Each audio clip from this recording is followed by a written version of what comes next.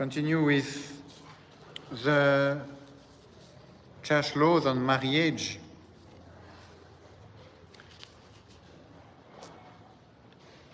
And we want to defend the position of the church, of course, at least in regulating the Catholic marriage, or the marriage for Catholic.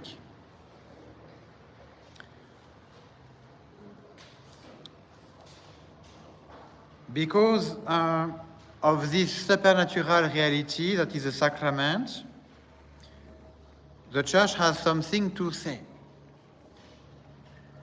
And this sacrament is not different from the contract of marriage. It's the same reality, the same marriage, but this same marriage is a sacrament for Catholic, when for a pagan is just a normal marriage. But because there is no two different realities, like the marriage in a Sharia house and the marriage in church, for a Catholic there is only one reality.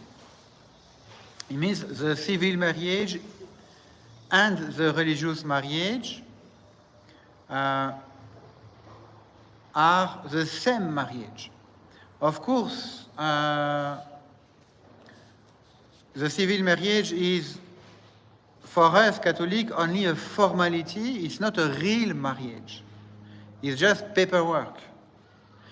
Important paperwork, a formality, but for us it's not a marriage for us Catholic. Because for us Catholics, the marriage will be performed only in church. It means for us the civil marriage is just paperwork.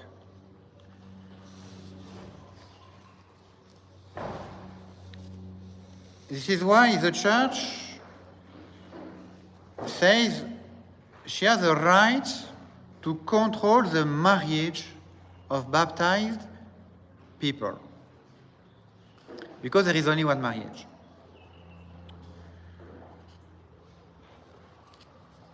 And because this marriage is a sacrament.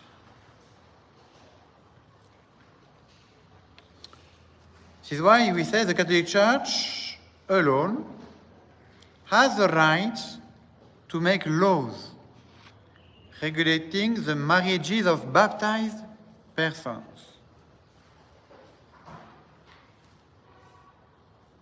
Because the Church alone has authority over sacraments and over sacred matters affecting baptized persons.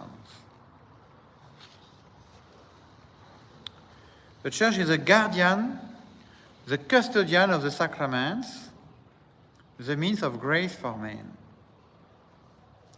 And she has to safeguard them. God assigned to secular governments the duty to administer material things, but to his church he gave power and authority over spiritual matters.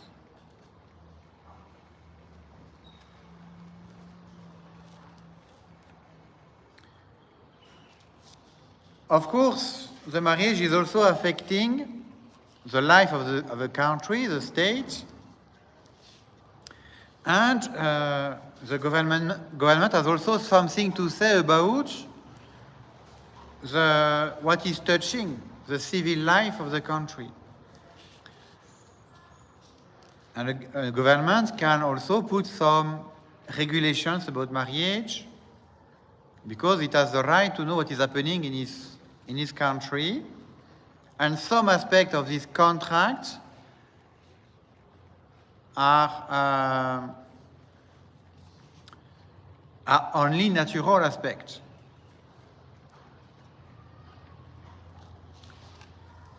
But the Church, of course, can interfere also with this contract in spiritual matters for the sake of the sacrament. Now let us see what the state is able to do, what the church is doing.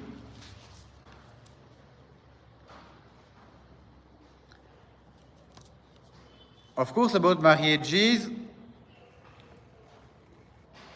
the church, the state has authority to make laws concerning their effects that are merely civil. About filing, marriage, the contract marriage, the laws about the property of the married people, tax exemption, if you have a number of children, different aspects that, of course, the state has to address.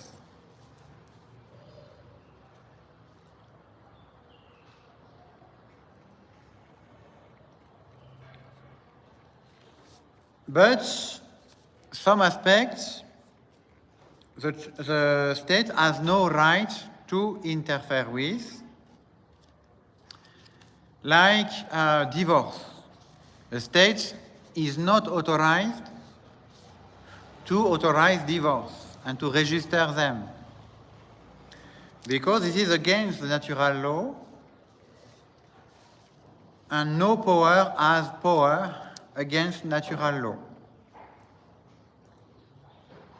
No power on earth can dissolve a valid marriage.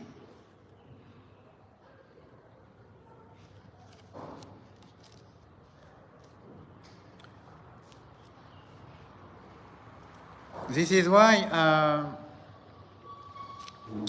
the state has some limitation that are coming from the nature of things, the nature of marriage itself.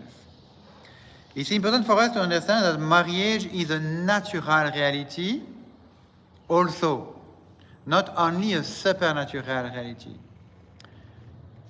Marriage is a natural contract, and it's not a positive contract. It means not every government can define what is marriage. Marriage is defined by God alone, creator of the world, creator of the human race, who is defining what is marriage: indissoluble, exclusive, for the procreation. Of course, a government has no power to authorize polygamy, to authorize divorce, to authorize the marriage of two men together or two women together. The government doesn't have this power, because to define what are the terms of the contract of marriage, it's only God who has done it. And all governments should recognize this definition of God about marriage. And we can say that the Catholic Church has a duty to protect this divine institution of marriage. And when I say divine institution, I'm just speaking about the natural institution that is made by God. This is why even in a total pagan country, God wants marriage to be indissoluble and only one man and one woman.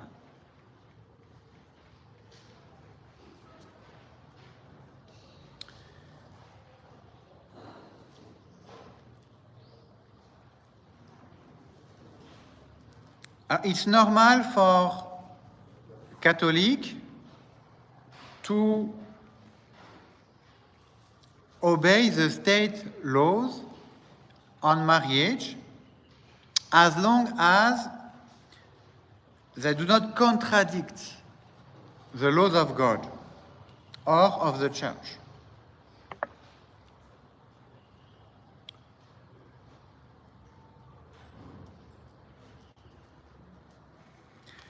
And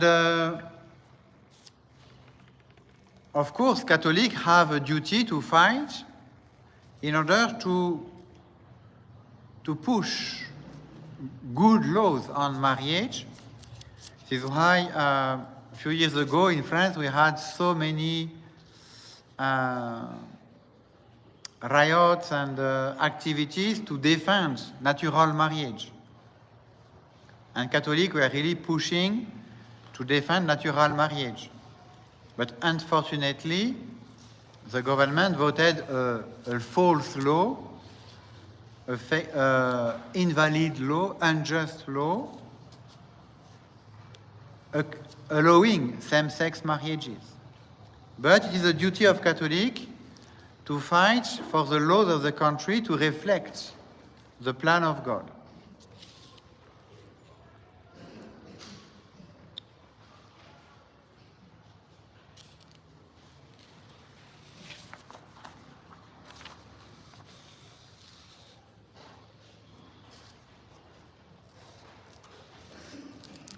Now let us see what are the laws of the Church on marriage.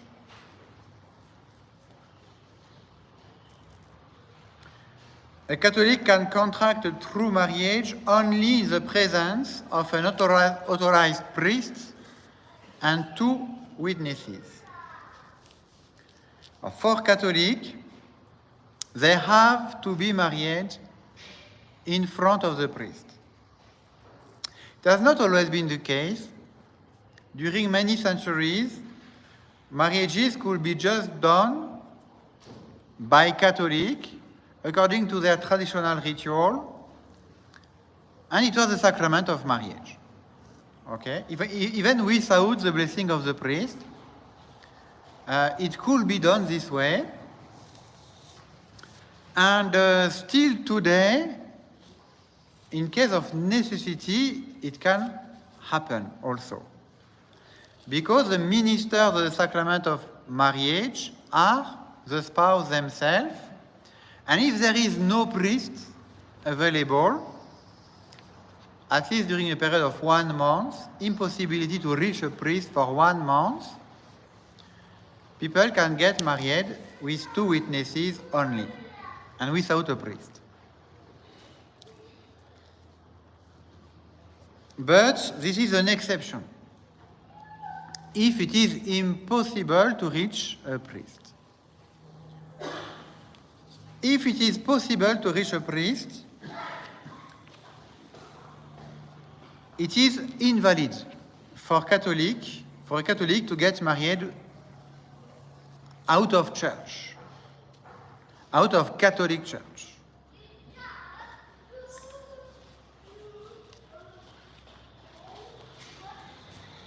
Now, the laws of the Church require a Catholic to be married in the presence of the parish priest or the bishop of the diocese or a priest delegated by either of them. The parish priest and the bishop have the power to marry by duty, by office. And we need at least 2 witnesses.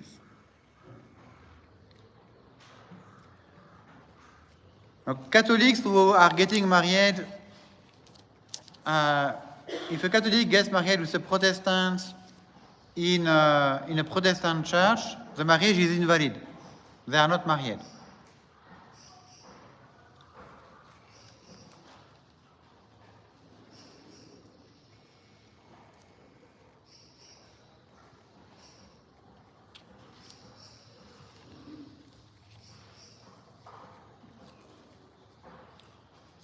Now, there is only one exception to this law if the priest or the bishop cannot be present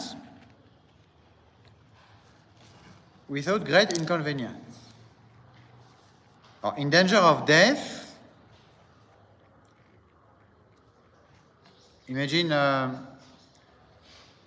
people, they are going to die.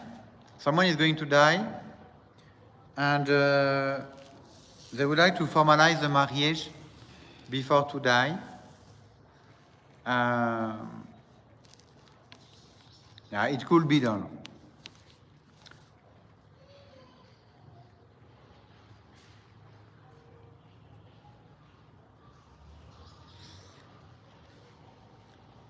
If you cannot contact a priest for a duration of 1 month, you cannot, there is no priest coming. This is what was happening in the mission when the priest was visiting a village every 6 months, maybe. The catechist was doing marriages himself. But actually, he's doing nothing. He's just a witness, but he is not having any more power than to organize. And strictly, they can just do it with 2 witnesses anywhere, without even the catechist.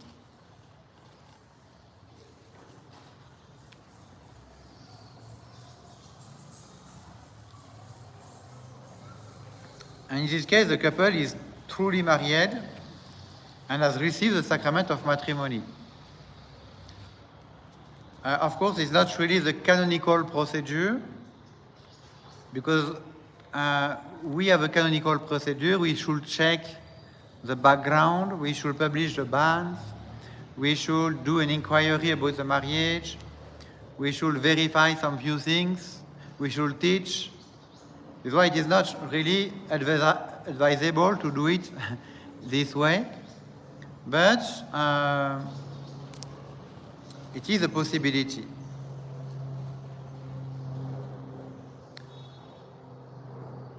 And of course, no Catholic should take this unusual step except for an extraordinarily grave reason. Of course, it's not an option that you should take, decide to go for holidays somewhere where there is no priest and get married there by yourself, you know. It's not something you should do. It should still be valid, actually, but maybe not very good. Not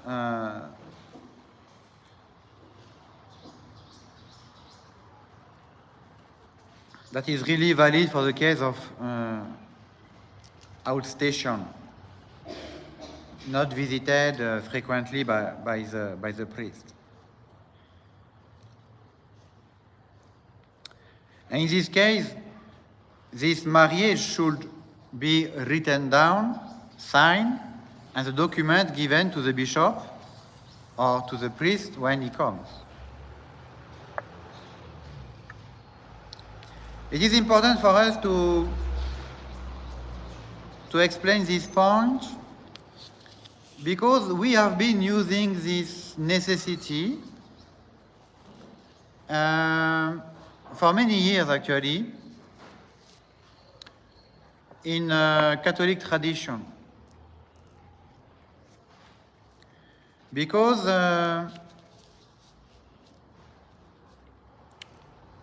traditional Catholics were finding a real inconvenient and a serious inconvenience to be prepared to marriage by priests whose formation was not good.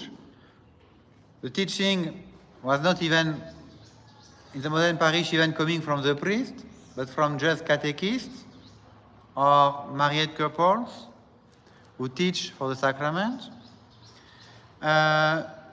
Because we don't want the new mass for the marriage,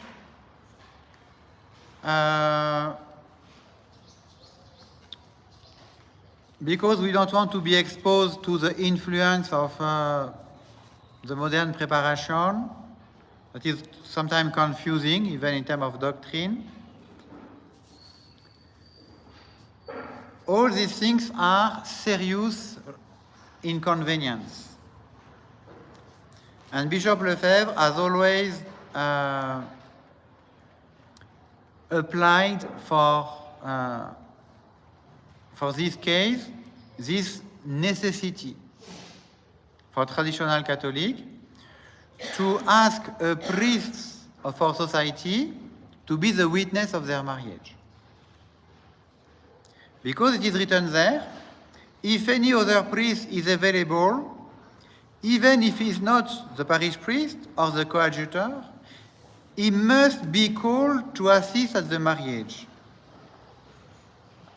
But the marriage is valid even if contracted before the two witnesses alone. So it applies to our situation because in the past time, or even still in many places today, not in Nairobi. In Nairobi, we have jurisdiction from the diocese. Look, we are a parish priest for the marriage here with jurisdiction from the diocese.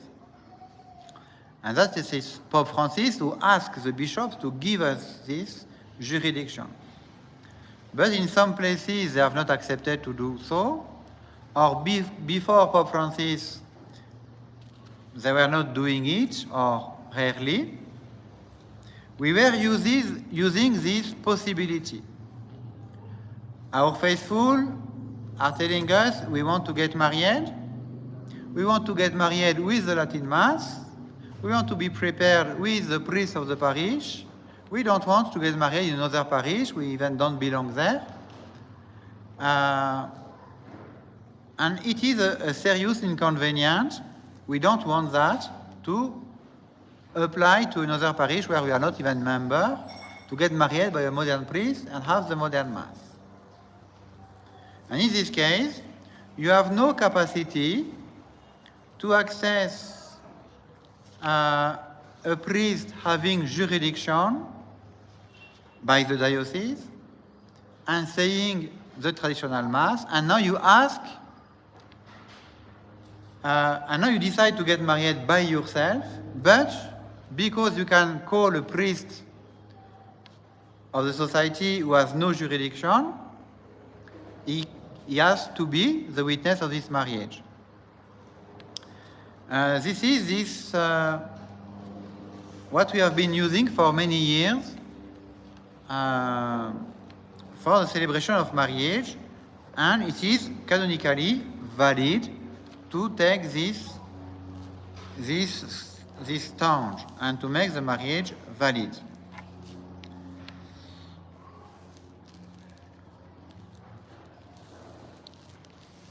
But again, it's not what we are using in Nairobi because we have official jurisdiction from the diocese.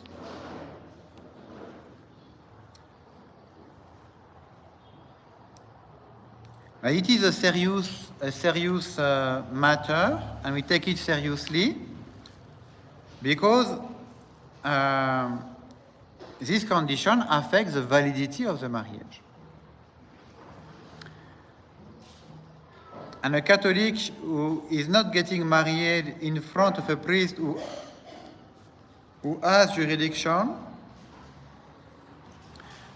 or a Catholic who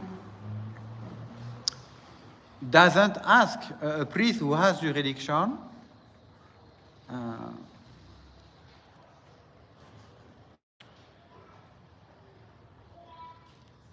and it's not in case of necessity because there is actually a priest having jurisdiction, we can doubt the validity of the marriage.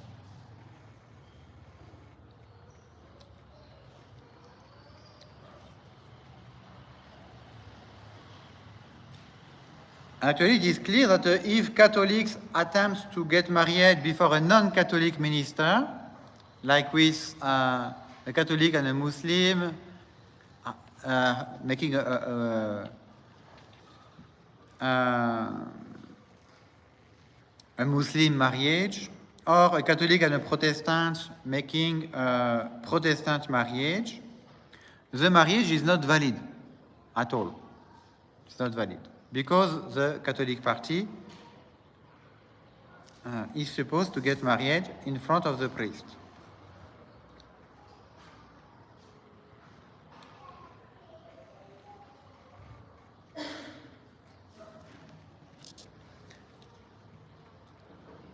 And in this case, they are not married. they cannot receive sacraments because they are not married. They have to solve the problem. They cannot be godparents for baptism and confirmation. And they cannot receive Christian burial. If they die, the priest cannot come for their burial because they are living in a state of sin, public state of sin.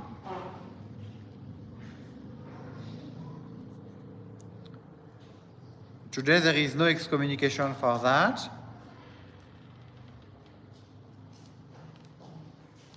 But still the situation is blocking these people to go for confession and go for the other communion.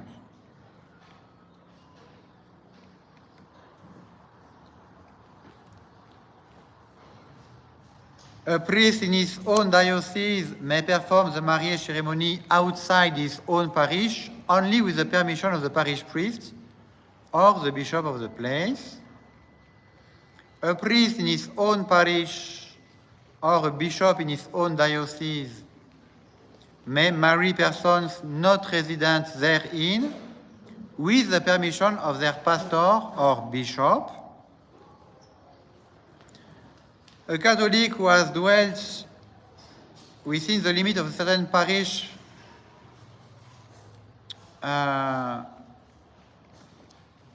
for 1 month is considered as belonging to it.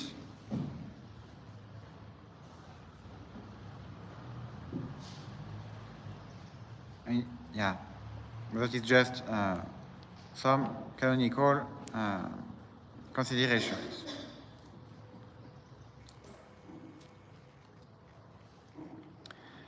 Something more important, when does the Church declare a separation of a validly married couple?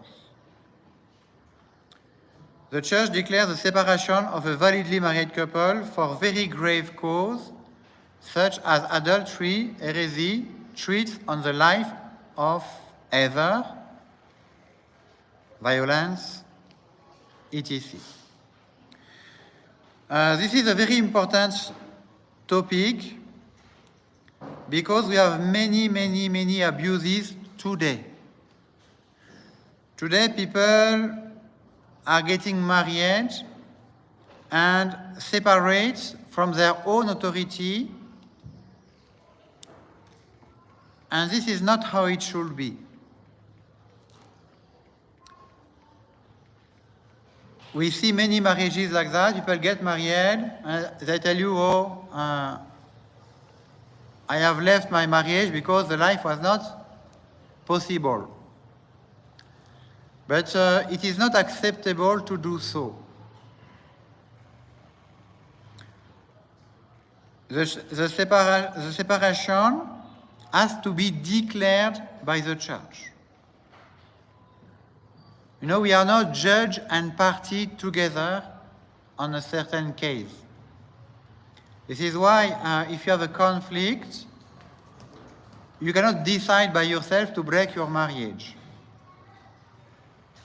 Someone has to judge about it, because you have signed an agreement, a contract of marriage, that is actually bounding you to live together, to share the same house, the same bed, the same table. This is the contract of marriage, and up to death. This is a contract. You cannot break a contract by your own authority. To give this derogation, this permission to actually leave your spouse, you need to obtain the permission of the bishop for the separation, according to the law of the Church.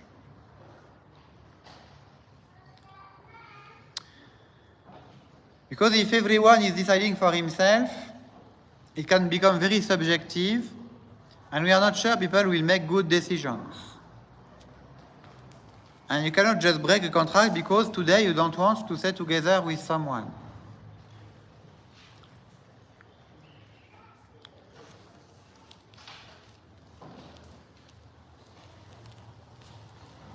And actually, even if when the church can declare and authorize the separation, it does not cut the valid marital bond. You are still married. Neither of the parties may marry again till the death of the other.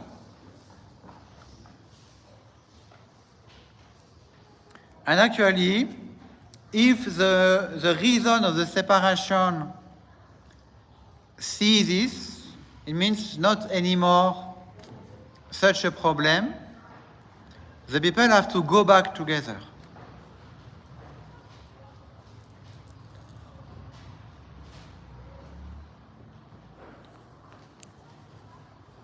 Should the cause cease, they must live together again. The wronged party should obtain the sanction of the bishop for separation. The need of separation will rarely arise when both husband and wife are good, practical Catholics who seriously consider the responsibilities of matrimony before embarking upon it, and who did so with prayer and the blessing of the Church.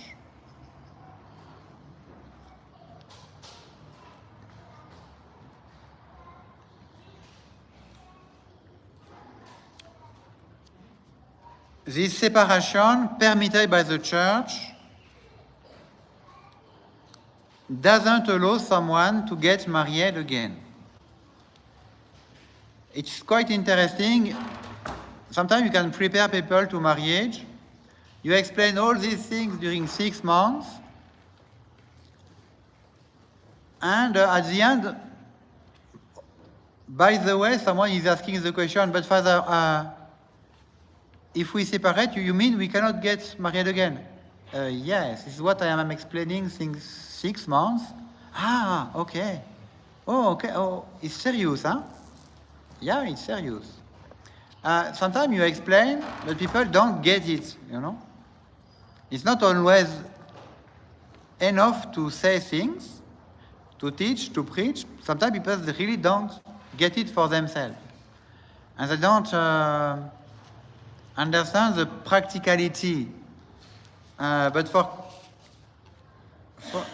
a marriage, even a natural marriage, not only the Catholic marriage, every valid marriage is like that. Cannot allow to marry again, even after separation. It is what we call polygamy. You have a polygamy, a successive polygamy, and a simultaneous one. A simultaneous one is someone who has 3, 4 wives together at the same moment. But the successive polygamy is actually someone who gets married, separate, get married again. We call it polygamy because actually this man has 2 wives now. Because the first one is still alive. Maybe they don't live together, but it's still polygamy. That is never allowed in the Church.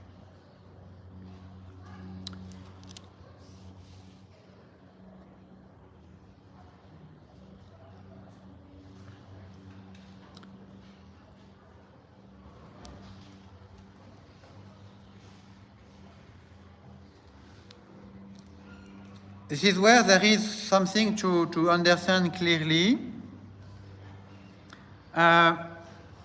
You have a situation of where separation is a fact, or because one party has been left alone, and now they are separated. Maybe it's not even maybe a decision of one party, or because actually it was reasonable to separate, and even the bishop or the parish priest has inquired and given his consent. At this moment, you are separated. And maybe at this moment, there is a need for the civil effects of divorce. Because actually the other party has married again, or has intended a divorce. And now you need to clarify about the properties, about the children, about different things. And this is where a Catholic can actually go to Sharia house and apply for a divorce. But this divorce, we have to be very aware, it is not breaking the marriage. In this case, we do it only because we need these civil effects, because the other party has gone, and now maybe you have to protect some properties, you have to divide these properties. There is a necessity for some civil laws to protect you. And because these laws are bound with divorce, you have to go to divorce. In a Catholic country, the tribunal will have this separation made just for separation. You know, they will just say, okay, you are still married, your marriage is not broken, but because you cannot live together and we need to protect your properties, let us divide the goods and organize your life that is now separated. It's how it should be in a Catholic country where we don't recognize divorce. But today, this procedure is linked to divorce. And now Catholics have to go to divorce if they need to undergo this kind of process.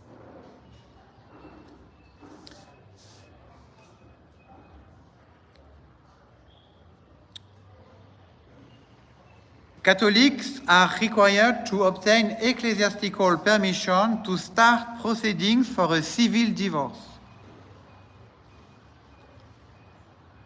Once the divorce is granted,